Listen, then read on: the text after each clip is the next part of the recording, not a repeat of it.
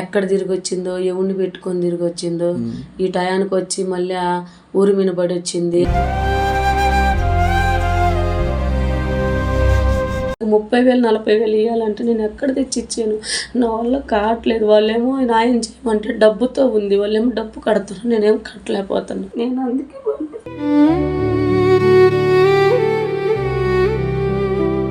న్యాయం చెప్పడానికి పెద్ద మనుషులు రావట్లా, పోలీసులు రావట్లా. నాకు ఆ డబ్బు లేదు. నాకు వెనక ఎవరైనా ఉన్నారంటే తల్లిదండ్రులు లేరు. ఊర్లో ఎవరైనా సపోర్ట్ చేస్తే నీకు వాడికి ఏం సంబంధం ఉంది, అది దాన్ని ఉంచుకున్న వారా నువ్వు అని అడుగుతారు. ఈ బాధలు భరించలేక చాలా సార్లు చచ్చిపోదాల్సి వస్తుంది.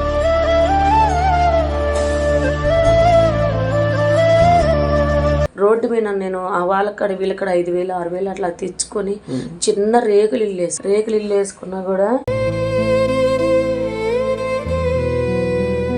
నా బిడ్డ నెలకు ఒకసారి అమ్మ బట్టలు లేవంటది, బుక్కులు లేవంటది, నా బిడ్డకి కట్టాలన్నా నేను.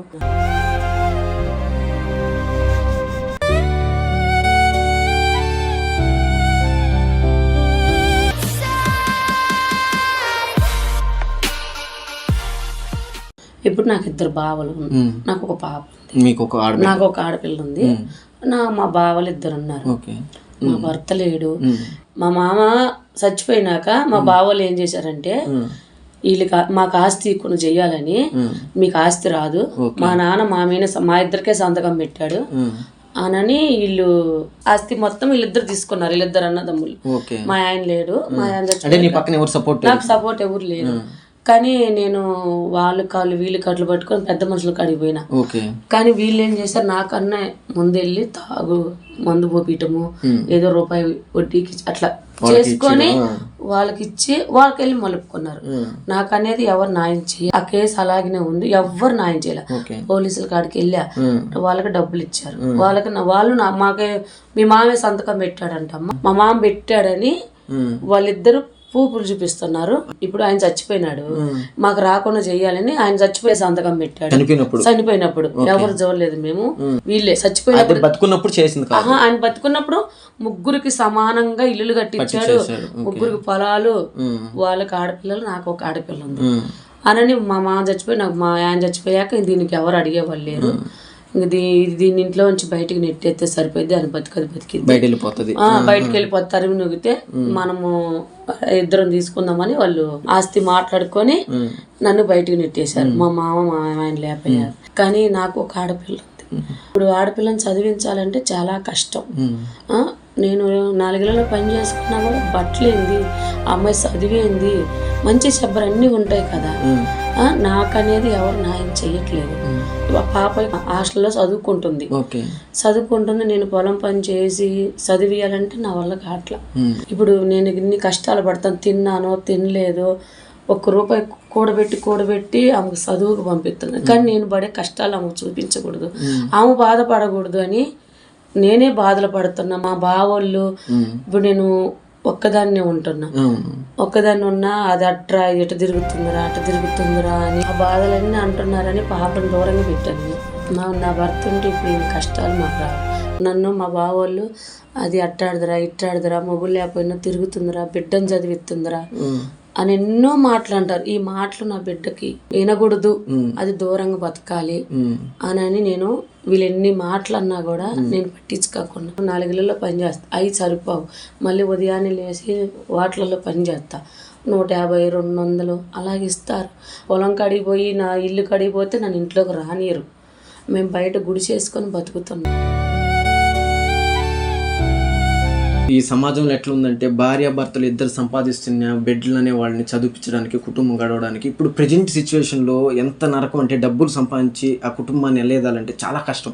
అలాంటిది ఉన్న ఆస్తి పోయి, భర్త పోయి, ఒక ఆడబిడ్డ ఉండి, ఒక మగబిడ్డ అయినా పర్లేదు, ఇంకొకరు ధైర్యంగా ఉండి ఏదో ఇప్పుడు ఈ రోజు కాకపోయినా ఒక 10 సంవత్సరాల తర్వాత అయినా ఏదో పని చేసుకుని అమ్మకి సపోర్ట్గా ఉంటాడు. సో ఆడబిడ్డ అయిపోయిన తర్వాత ఆ అమ్మాయి బాధపడకూడదు. వీళ్ళు నలుగురు ఒక మాట అంటే నన్నన్న మాటలు నా బిడ్డని ఆ అమ్మాయి బాధపడి, మా నాన్న లేడని అమ్మాయి బాధపడకూడదని అమ్మాయిని దూరం పెట్టి 4 దగ్గరలో హోటల్లో పనిచేసి 100 200 కోసం ఆ అక్క ఫోన్ చేసి నాకు ఏదైనా చెప్తుంటే కళ్ళలో నీళ్ళు వచ్చాయి. సో ఇప్పుడు అన్నదమ్ముల మధ్య గొడవలు ఆస్తులు తగాదాలు వస్తే దాని కథ వేరు, కానీ ఎవ్వరు లేని దిక్కు లేని ఒక ఆడదాని దగ్గర, ఆడబిడ్డ కలిగిన ఆమె దగ్గర ఆస్తి కాజేయడం అనేది వాళ్ళ బావాళ్ళని ఎంత క్రూరంగా ఉన్నారంటే, ఈమె పరాయేది అవ్వచ్చు కానీ వీళ్ళ కూతురు అనేది వాళ్ళ తమ్ముడికి పుట్టిందే కదా. సో ఆ అమ్మాయి మొహం చూస్తున్నా వాళ్ళకి జాలి కలగకుండా ఎంత బాధ పెట్టారంటే చెప్పుకోలేని మాటలు కూడా చెప్పారు. సో అక్క ఎంత ఫీల్ అయిందని నాకు ఫోన్ చేసి నాకైతే కళ్ళలో నేను తిరిగాయి. ఇన్ని కష్టాలు ఇన్ని బాధలు పడేది ఆమెకు తెలియదు. తెలియకుండానే బతికించాలి. ఇప్పుడు మగోడైందనుకో వాడు బతుకుతాడు. ఇప్పుడు మంచి శబ్బరైనా వాడు మగపిల్లడు అంటే వేరు. ఆడపిల్ల కదా, బట్టైనా నూనెైనా ఏదైనా నా వల్ల కావట్లేదని అక్కడెక్కడ పని చేసుకున్నా చండాలంగా మాట్లాడతారు. మా ఆయన చచ్చిపోకముందే మా నాన్న చిన్నప్పుడే చచ్చిపోయిండు. అమ్మ కూడా నా పెళ్ళైనాక చచ్చిపోయింది. ఇప్పుడు ఈయన లేడు. మా మామ కొద్దిగా అండగా ఉన్నాడంటే మా మామ లేడు. ఇప్పుడు వాళ్ళిద్దరు మాట ఒకటైంది. మా తోడి కోడలు కూడా చూడరు. ఒకవేళ ఇంటికి పోయినా కూడా నాకు మాటలతో అంటారు. ఎక్కడ తిరిగి వచ్చిందో, ఎవరిని పెట్టుకొని తిరిగి వచ్చిందో, ఈ టయానికి వచ్చి మళ్ళీ ఊరి మీద పడి వచ్చింది. ఫీల్ అవుద్దక్క, భగవంతుడు ఉన్నాడు, నీకు మంచి రోజులు వస్తాయి. ఫీల్ అవుద్దక్క. పాప కోసమే నేను పోరాడుతాను. రేపు నాకు ఏదన్నా నేను చచ్చిపోయినా ఆడపిల్ల, ఆ పిల్ల కోసమైనా ఆ పొలము ఆ ఇల్లు ఇస్తారని ఆధారంగా ఉంటుంది. మగోడు అంటే వాడు కష్టపడతాడు, సంపాదించుకుంటాడు, వాళ్ళ లైఫ్ వాడికి ఉంటది. ఆడపిల్ల తండ్రి లేకపోతే నన్నే నాకు మాట్లాడుతున్నారు. పిల్లలు ఆమె జీవితం గురించి నేను ఆలోచిస్తున్నా. నేను ఇంట్లోకి వెళ్ళాలన్నా నాకు భయం.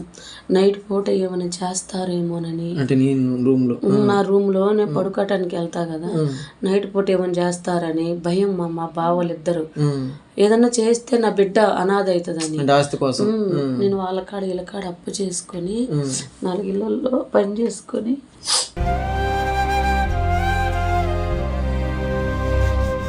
చిన్న రేకులు వేసుకున్నా. ఆ రేకులు కూడా లేకుండా, అసలు నేను ఊర్లో లేకుండా చేస్తున్నాను. నేను వాళ్ళ కాడ వీళ్ళ కాడ తెచ్చుకొని రేకులు ఇల్లు వేసుకుంటే వాళ్ళ దగ్గరికి వెళ్ళి తిడతారు. మీకు దానికి ఏం సంబంధం అని డబ్బులు ఇచ్చారు, అది మీ చుట్టమా లేకపోతే దాన్ని ఉంచుకున్నారా అని మాట్లాడతారు. ఎవరిళ్ళకి వెళ్ళినా కూడా వాళ్ళ కాడికి వెళ్ళి గొడవ ఆడతారు. ఎవరన్నా పాపమని చారదీసి అయ్యో పాపమని, ఆడపిల్ల పాపం వాళ్ళ ఆయన లేడు, భర్త లేడని ఇంటికి రమ్మని పిలిచినా దానికి వాడికి ఏదో లింక్ ఉంది, లేకపోతే వాడు ఎందుకు పిలుస్తాడే అంటాడు. మా బావలు చాలా ఇబ్బంది పెడుతున్నారు. నాకు ఏ దిక్కు తెలియదు. ఇప్పుడు కేసు పెట్టినా కూడా ఆ కేసు నడుస్తుంది. ఎందుకంటే వీళ్ళు పోలీసులకు డబ్బు ఇచ్చేసారు, పెద్ద మనుషులకి డబ్బు ఇచ్చేసారు. నాకు న్యాయం ఎవరు చేస్తారు? ఎంత ప్రాపర్టీ ఉంటది అక్కడ? ఎంత ఆస్తి ఉంటది? ఎన్ని ఎకరాలు ఉండొచ్చు? అది 2.5-3 ఉంటది. నీకు రావాల్సింది నాకు 2.5 ఉంటది. మాక్సిమం 5 లక్షలు అయినా సరే ఒక 4 లక్షలు వాళ్ళకి ఆదాయం వచ్చిన 1 లక్ష రూపాయల పైన మేలే కదా అనుకుంటారు. ఇల్లు కూడా ఇల్లు ఒకటి ఉంది, మళ్ళీ ఇల్లు ఒకటి ఉంది. నాకు ఇవ్వద్దు, నా పిల్లకు చాలని నేను అదే పోరాడతాను. కానీ నేను ఒక్కొక్కసారి ఇంట్లోకి వెళ్ళాను అనుకో, మా బావోళ్ళు నా మీద నిందేయాలని చూస్తారు.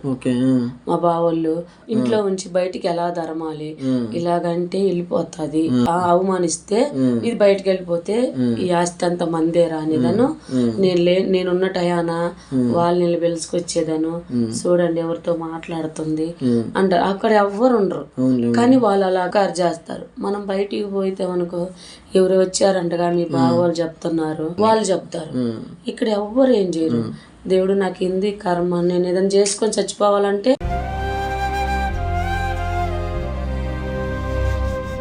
మా బిడ్డ వచ్చినా కూడా ఒక్కరోజు కూడా ఇంట్లో ఉండనీరు. ఇప్పుడు నా బిడ్డ వస్తుంది అమ్మ, సెలవులకు అప్పుడప్పుడు వస్తుంది, కానీ నా ముందేమన్నా అంటారేమోనని భయంతో నీ అమ్మ అట్టా ఇట్టా అంటే నా బిడ్డ ఆడ బాధపడుతుందని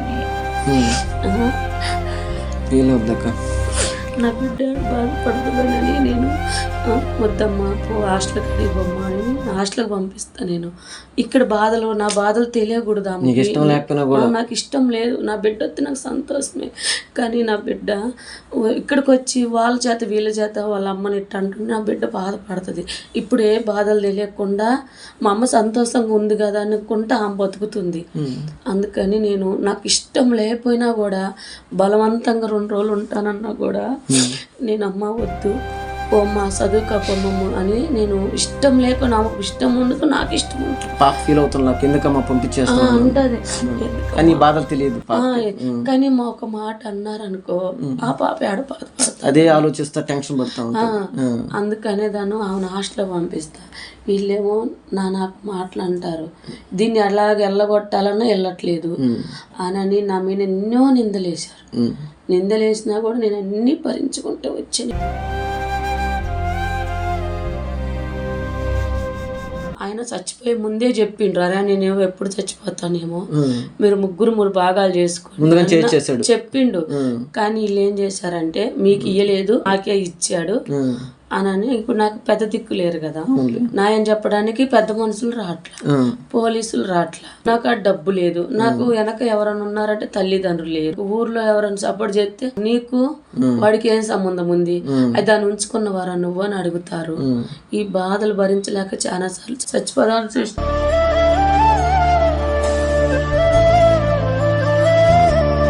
లేకపోతే తండ్రి లేకపోతే నా బతుకు ఎలా ఉందో, నా బిడ్డ బతుకు కూడా అలాగే ఉంటుందని చాలా బాధపడి ఆ పాప కోసమే నేను బతుకుతున్నాను. ఇన్ని నిందలు వచ్చినా ఇన్ని బాధలు వచ్చినా నాకు ఎక్కడ న్యాయం లేక నీ దగ్గరకు వచ్చిన నా బిడ్డ కోసం అని సాయం. నువ్వు దండం పెట్టద్దు, ఎందుకంటే నాకు ఎవరు సాయం చేయలేదు. నేనున్నాను అక్క, నేను చేస్తాను కంపల్సరీ, నువ్వు బాధపడద్దు. అది పోలీసు వాళ్ళకు ఉండొచ్చు, పెద్ద మనుషులకు ఉండొచ్చు, నీకు రావాల్సిన ప్రాపర్టీ నీ వర్క్ చేసే బాధ్యత నాది. ఎందుకంటే ఆడబిడ్డ నీ కూతురు, నువ్వు ఎంత కష్టాలు పడుతున్నావు, ఎన్ని బాధలు పడుతున్నావు నాకు అర్థమైంది. పాప మా అమ్మాయి ఇంటికి వచ్చినా కూడా ప్రశాంతంగా అమ్మతో ఒక 2 రోజులు ఉన్నానన్న ఆశ కూడా లేదు. ఎందుకు పంపిస్తున్నావు అమ్మాయికి తెలియదు, నీ మనసులో బాధ అమ్మాయికి తెలియదు, ఎందుకు మా అమ్మ పంపించేస్తాను తెలియదు. ఏమన్నంటే బాధపడుతుంది నా కోసం, నా బిడ్డ బాధపడకూడదు నేను అందుకే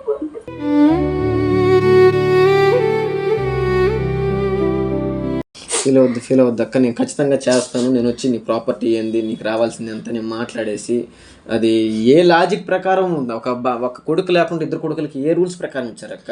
ఊర్లో కూడా నాయన చెప్పనీరు ఎవరిని, అందరికి మీకెందుకు, మీకేమైతుంది, మీకెవరో అమ్మా మీకు తెలుసా, మాకు తెలియదు మీకు ఎడ తెలుసు, మా నాన్న మా ఇద్దరికి సంతకం పెట్టి నా సహమత నా బిడ్డను చదివించుకోవటానికే లేదు, వాళ్ళకి 30,000 40,000 ఇవ్వాలంటే నేను ఎక్కడ తెచ్చి ఇచ్చాను, నా వల్ల కావట్లేదు. వాళ్ళేమో న్యాయం చేయమంటే డబ్బుతో ఉంది, వాళ్ళేమో డబ్బు కడతారు, నేనేం కట్టలేకపోతాను, నాకేమో ఎవరు న్యాయం చేయట్లేదు తమ్ముడు, అందుకే నీ దగ్గరకు వచ్చి నువ్వు న్యాయం చేస్తావని. కట్టుకున్న భర్త అనేది లేకపోతే ఆడదాని జీవితం ఏ విధంగా ఉంటే ఒక ఉదాహరణ. ఎందుకంటే మన భర్తలు, ఇప్పుడు మొగుడు అనే వ్యక్తి జల్సాల్లో ఉంటాడు, నా భార్య ఉందిలే, బెడ్లో లక్షణంగా ఉంటారులే, సంపాదించినావులే, కయ్యగాలు ఉందిలే ఉంటారులే అనేసి ఒక జల్సా ఆటలకు పోయి తాగడానికి తిరగడానికి ఏ క్షణం ఎట్లుంటుందో తెలియదు. ఒక భర్త లేకపోతే ఆ కుటుంబం ఎలా తనకలాడుతుంది, ఎన్ని ఇబ్బందులు పడుతుంది అనేది ఒకసారి గమనించండి. సో మనము ఏ క్షణం ఎవరికి ఎట్లా అవుతుందో తెలియదు. మనకి ఏదైనా ఇబ్బంది అయినా మన కుటుంబం హ్యాపీగా ఉండాలి, అది గుర్తుపెట్టుకొని ఖచ్చితంగా నీ సైడ్ నీకు రావాల్సింది 2 డేస్లో నీకు ప్రాపర్టీ నీ పేరు మీద వచ్చేట్టుగా నేను చేస్తాను. ఏ విధంగా పోదామన్నా నేను చూసుకుంటా, నీ పక్కన ఎవరు లేరు, వస్తే ఏదో మాట్లాడతారో చేస్తారన్నా కదా, నేను సార్నే తీసుకొని వస్తాను. అది ఏ డిపార్ట్మెంట్ ఏ పోలీసు వస్తారో రమ్మను, నేను సార్ని తీసుకొస్తాను. వాళ్ళు ఏ రూల్స్ ప్రకారం నీకు రాదని చెప్తాదో నేను మాట్లాడతాను. ఖచ్చితంగా నీకు రావాల్సిందే తీస్తాను. పాపని నీ దగ్గర పెట్టుకుని చదివించుకుంటావు, లేదంటే హాస్టల్లో పెట్టి చదివించుకుంటావు, నీ ఇష్టం. ఎందుకంటే ఇన్ని రోజులు నాకు బాధతో నేను ఇక్కడ పెడితే ఏమని అంటారని దూరం పెట్టాను కదా. నాకు ఎందుకంటే ఒక తల్లిని బిడ్డని వాళ్ళ ఇష్టంగా, అంటే వాళ్ళ చేతులకుండా వాళ్ళే దూరంగా పెట్టుకుని బతికేట్టుగా చేస్తారు ఇప్పుడు మిమ్మల్ని వాళ్ళు. నీకు ఇష్టం లేదు దూరంగా పెట్టి చదివించడం, ఆ అమ్మాయికి ఇంటికి రావాలని ఇష్టం కానీ రాపించట్లా నువ్వు. సో ఏమన్నా అంటారు, అవునవునులే అక్క, నన్ను అంటే నా బిడ్డ బాధపడుద్ది, ఆ టెన్షన్ చదువు మానేసిద్దేమో, టెన్షన్ ఉంటుంది కదా, నువ్వు అక్కదాన్ని కష్టపడుతున్నావు, నేను కూడా నీతో పాటు ఉంటాను. నేను ఒక చెట్టకు ఒక మాట అంటే ఆ బిడ్డ నిందనుకో, మా అమ్మ నిజం అబద్ధమా, నిజంగా చేస్తుంది, లేకపోతే మా కోసం కష్టపడుతుంది. ఈ టెన్షన్ లో ఏదైనా చేసుకుని మెంటల్ గా డిస్టర్బ్ అయిపోతారు. నేను నాకు ఇష్టం లేకపోయినా కూడా హాస్టల్కి వెళ్ళమ్మా నువ్వు, అక్కడ బాగుంటది. ఒక్కోసారి నా బిడ్డకు వండి పెట్టుకోవాలన్నా కూడా నాకు కష్టమే, తినటానికి కూడా ఉండవు కాదు మాకు. వాటిలలో చేస్తే 150 100 రూపాయలు ఏం సరిపోతాయి. ఎవరైనా కాడ అప్పు తెచ్చుకుంటే వాళ్ళని ఉంచుకున్నావా వీడిని ఉంచుకున్నావా నీకేం సంబంధం ఉందా?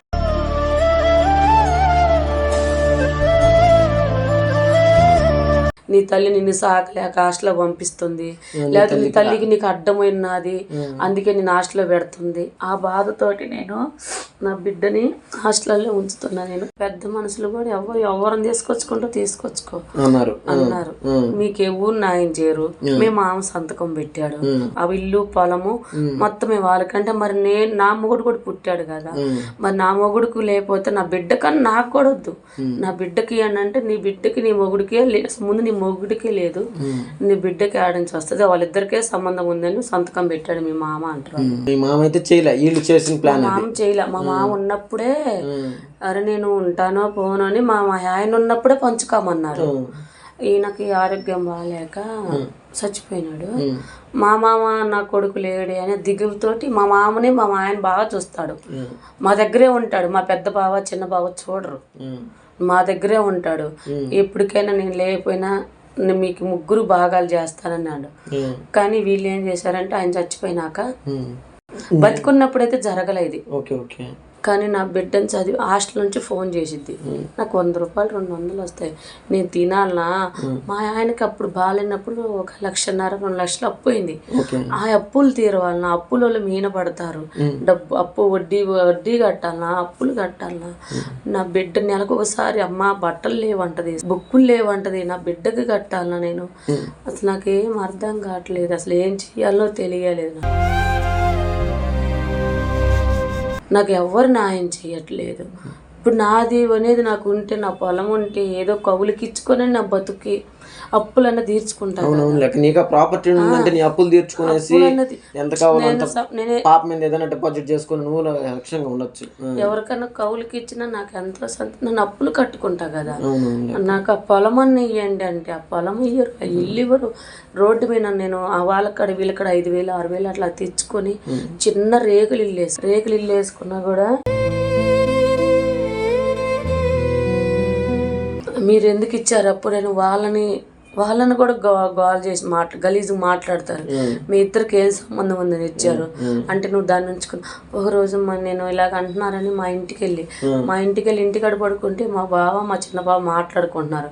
ఇది ఉన్న కాంచి ఏదైనా అడ్డమేరా మనకి, ఇది ఏదోటి చేయొచ్చు అని మాట్లాడు. ఇంటికి వెళ్ళాలంటే నాకు భయం. నైట్ పూట ఎవరు ఉండరు కదా, ఏమైనా చేస్తే నా బిడ్డకి నేను దూరం అయిపోతాను. ఏదన్నా అన్నా కూడా వాడు ఎవరికాడికో పోయిందిలే, అందుకే ఎవరో చంపేసాడు బండేశాడని మా బావలు అలాగైనా కాయిస్తారు. ప్రతిరోజు నేను కుమిలి భయంతోటి ఉంటున్నా.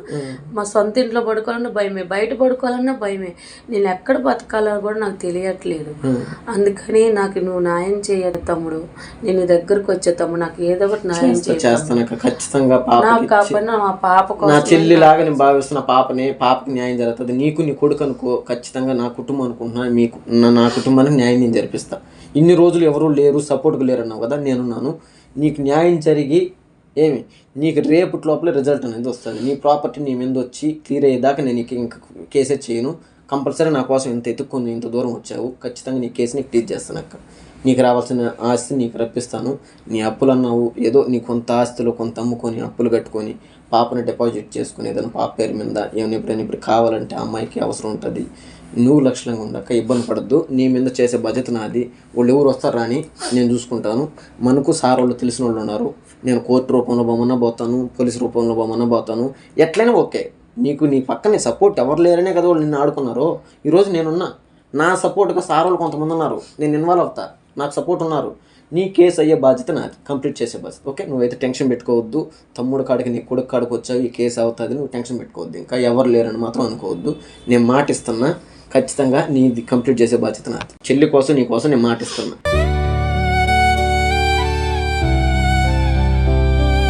పాపకి నా తరపున 3,000 బట్టలకు కానీ ఏదైనా కావాలంటే హాస్టల్లో ఇబ్బందులు ఉంటాయి. కానీ నీ పొజిషన్ ఎట్టుందో నాకు అర్థమైంది. సో ఇది పాపకి ఏదైనా చిన్న హెల్ప్ అవ్వచ్చు. నా పొజిషన్ మంచిగా ఉంటే నేను కూడా చేస్తుంటాను. కానీ ఇలాంటి నేను చిన్న కుటుంబం నుంచి వచ్చినండి. సో నీ కేసు అయ్యే వరకు నీ కొడుకు అనుకో, నీకేం ఇబ్బంది వచ్చినా ఇంట్లో కానీ ఇబ్బంది అయినా సరే నాకు ఫోన్ అక్క. పర్లేదు అక్క, ఎంత వద్దు. నువ్వు లక్షలంగా ఉండాలి చాలు అక్క, పాప లక్షలంగా ఉండాలా. ఖచ్చితంగా నీ పని అయితే నేను అయ్యాక చూస్తాను. ఓకే. టెన్షన్ పడొద్దు, దిగులు పడొద్దు. నా దగ్గరకు వచ్చావు, నీ పని అయితే కంపల్సరీ అయ్యేడుగా చేస్తా. ఇది నీ కొడుకుగా నేను మాటిస్తున్నా. నువ్వు వాళ్ళు ఎవరి తరపునన్నా రాని, పోలీసుల తరపునన్నా రాయని పెట్టుకొని ఎవరైనా చేసుకొని నీది 2 రోజులు కంప్లీట్ చేసే బాధ్యత నాది. వాళ్ళు ఏ రూల్స్ అన్నా రాని. ఎందుకంటే కట్టుకున్న భర్త ఒక 3 అన్నదమ్ములు ఉన్నప్పుడు ఒకరికి కాకుండా ఇంకిద్దరికి ఎట్లా అవుతుంది, ఏ రూల్స్ ప్రకారం అవుతుందో నాకు తెలియలేదు. ఆయన చెప్పిన ప్రూఫ్ అనేది లేదు, సంతకం ఏదో అంటే అది వీలే పెట్టుండొచ్చు, అది ఒరిజినల్ ఉండొచ్చు, ఫేక్ ఉండొచ్చు, చెప్పలేం కదా. సో భయపడొద్దు, కంపల్సరీ చేస్తాను, టెన్షన్ పెట్టుకోవద్దు. పాపకు కొద్దిగా ధైర్యం చెప్పి ఈ అమౌంట్ పాపకి ఏదైనా సెండ్ చేయి, లేదంటే నీకు ఇంట్లో అవసరం ఉంటే వాడుకోక్క. ఓకే, సరే అక్క.